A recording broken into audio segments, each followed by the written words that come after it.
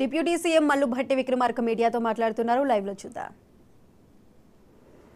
అత్యధిక శాతం సీట్లు గెలవడం కోసం తీసుకోవాల్సినటువంటి చర్యలపై కూడా సుదీర్ఘంగా చర్చించడం జరిగింది.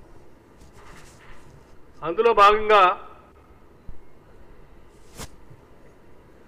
దేశంలోనే అఖిల భారత కాంగ్రెస్ కమిటీ తయారు చేసినటువంటి మేనిఫెస్టో, కాంగ్రెస్ పార్టీ పక్షాన తయారు చేసినటువంటి మేనిఫెస్టోని హైదరాబాద్ దగ్గరలో తుక్కుగూడ ప్రాంతంలో రాజీవ్ ప్రాంగణంలో 6వ తారీఖు నాడు భారీ బహిరంగ సభ ఏర్పాటు చేసి ఆ బహిరంగ సభలో అఖిల భారత కాంగ్రెస్ కమిటీకి సంబంధించి దేశవ్యాప్తంగా తీసుకున్నటువంటి మేనిఫెస్టోకి సంబంధించిన అంశాలని ప్రకటించేటువంటి అంశాన్ని పెద్ద ఎత్తున చేపట్టాలని చెప్పి కూడా కాంగ్రెస్ పార్టీ పక్షాన నిర్ణయం చేయడం జరిగింది. ఈరోజు దేశవ్యాప్తంగా కూడా గతంలో ఈ రాష్ట్రంలో కాంగ్రెస్ పార్టీ పక్షాన ఏ రకంగా అయితే హామీలు ఇచ్చి అమలు చేస్తూ అభివృద్ధి కార్యక్రమాలను ఉరుకులు పెట్టిస్తూ ఉన్నామో, తెలంగాణ మోడల్గా ఈరోజు దేశవ్యాప్తంగా ఉన్నటువంటి అన్ని రాష్ట్రాల్లో కూడా దేశవ్యాప్తంగా కూడా తెలంగాణ మోడల్గా ముందుకు తీసుకొని పోవాలనేటువంటి ఆలోచన ఈరోజు పెద్ద ఎత్తున ప్రచారం దేశవ్యాప్తంగా జరుగుతాం.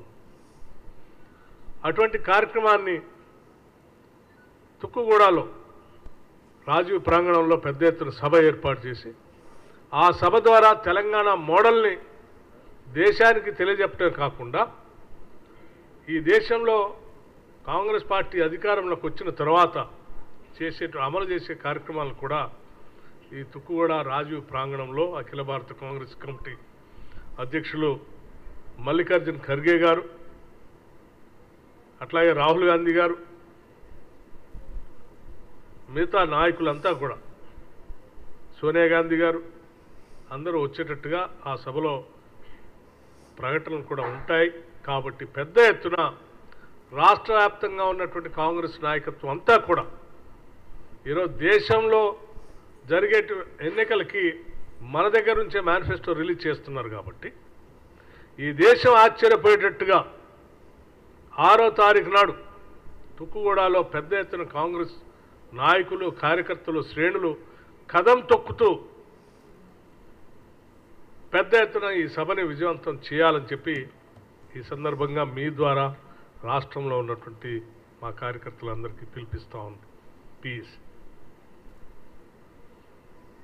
ఎక్కడ ఉన్న నాయకులు అక్కడ ఉన్నటువంటి కార్యకర్తలతో సమావేశాలు ఏర్పాటు చేసుకొని 6వ తారీఖు నాటి సమావేశానికి ఏ రకంగా సమాయత్తం కావాలో నియోజకవర్గాల స్థాయిగా, మండల స్థాయిలో, గ్రామ స్థాయిలో కూడా ఎవరి స్థాయిలో వాళ్ళు సమావేశాలు ఏర్పాటు చేసుకొని 6వ తారీఖు నాటి సభకి ఏ రకంగా మనం కదిలి రావాలని చెప్పే దానిపైన పెద్ద ఎత్తున సభలో సమావేశాలు పెట్టుకొని నిర్ణయం చేయవలసిందిగా కూడా వారందరికీ విజ్ఞప్తి చేస్తూ ఉన్నాం.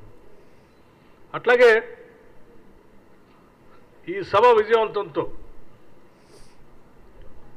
ఢిల్లీలో ఎర్రకోటపై కాంగ్రెస్ జెండాని ఎగరేసేదానికి ఈ తుక్కుగూడ రాజీవ్ ప్రాంగణం నుంచే నాంది పలికేటట్టుగా ప్రతి కాంగ్రెస్ నాయకుడు, కార్యకర్త కదలాలని చెప్పి కూడా ఈ సందర్భంగా పిఈసిలో నిర్ణయం చేసి మీ ద్వారా వారందరికి కూడా విజ్ఞప్తి చేస్తూ ఉన్నాం.